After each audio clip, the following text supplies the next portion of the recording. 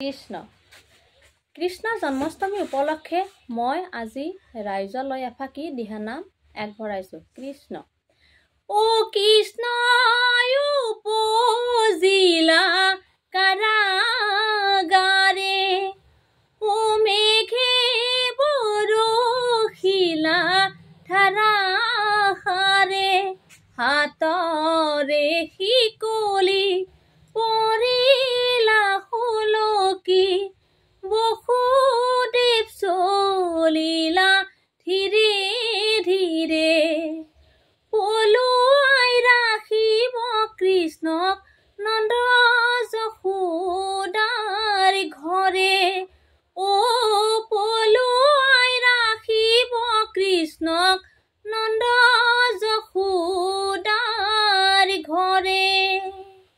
Krishna Krishna.